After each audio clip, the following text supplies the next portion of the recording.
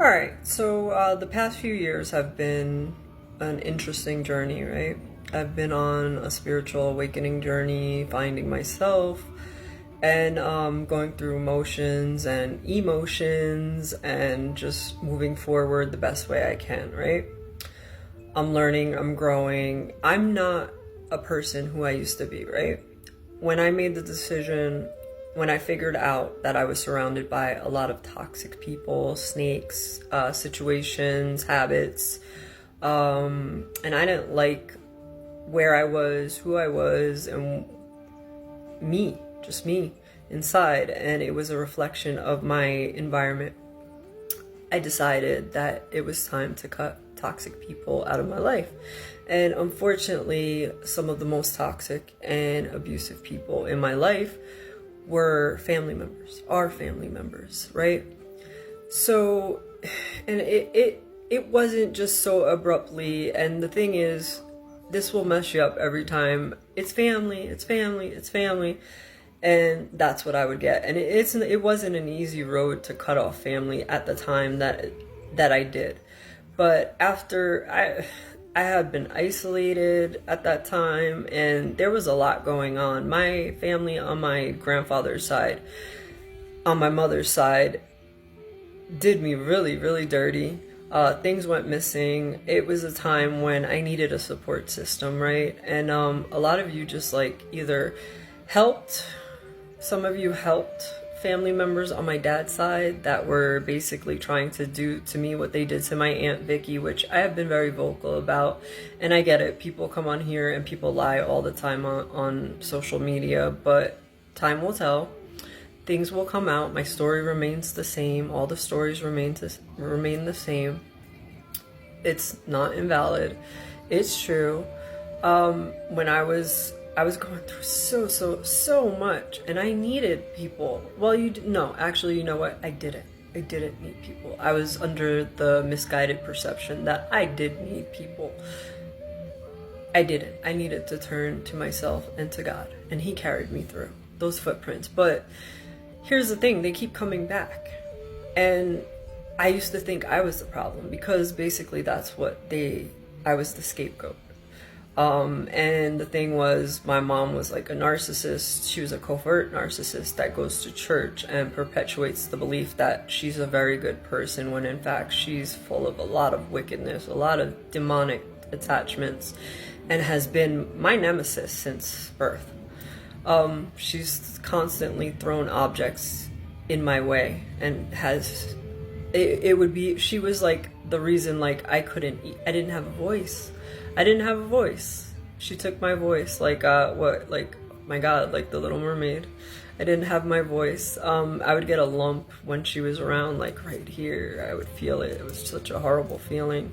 And like when I did make that decision, it's not you think like people are like, no, you got to do that by yourself because your family members are not going to understand. And a lot of them didn't because of the fact that my mom was going around beforehand and already sowing those seeds of doubt. See, this is what narcissistic parents do.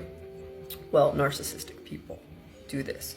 They'll sow those seeds of doubt within people already. So like when you make that decision to finally come forward and speak upon abuse and toxic behaviors and patterns, you become the bad person because you're going against the family. Even when I came back. I came back after I left. I went and told people I was leaving. Hey, this is why I'm leaving, kind of. And they claimed they don't know. Okay, so I gave it some time. But see, in the meantime, my other family swooped in. And I was in such a weakened state when they did come in. I didn't see it coming. Now I look back on things and it's a little crazy. Like my family on my dad's side never really wanted anything to do with me.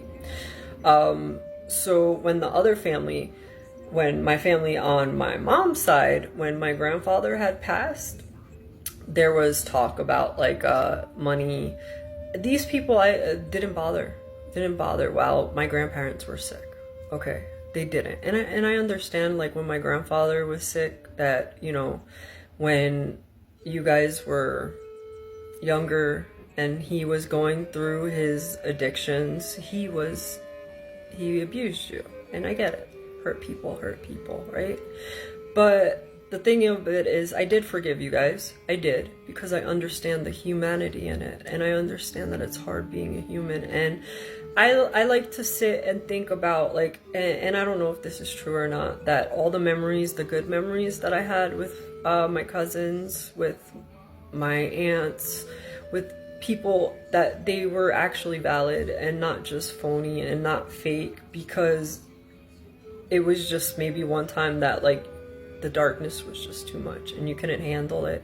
You couldn't handle the pain of everything, so you gave in to the darkness and it consumed you, because whatever you feed is whatever wolf wins out, right? The light or the dark. And I'm so sorry that you guys were so hurt that you needed to be the way that you are. And I don't know what happened to my mother, but I know that, like, my family would say something happened to her at 13. And my family on my mother's side has a habit of sweeping things under the rug. It's family, you know? So when I made the decision to leave, it was a really, really rough time in my life. I have been going through so much. I watched both my grandparents, which were my parents. They were my parents. They both adopted me when I was little. My mom took off when I was little. I was taken away from her because I was sent to school with a broken leg. You can see pictures of me with a broken leg. None of this is a lie. It's true. It's all true. I was like, everything happened. She disappeared for a few years and then showed up with my sister Maria with the burns on her body. Both of your children have significant problems, and the family's only like thing would be like, well, she's your mom, she's still your mom. Okay, but this woman is like abusing me, like physically, emotionally, mentally. It's not okay. It's not okay. You can't sweep that under the rug. It's not okay. We don't do that. That's not how we heal. So anyway, I have been going through so much, like I said, and you go back and you go through, and I kind of want to tell my story again, because one, it shows you that it's not a lie, because if something remains the same and the details remain the same, you have to accept that it's gotta be, there's truth in there.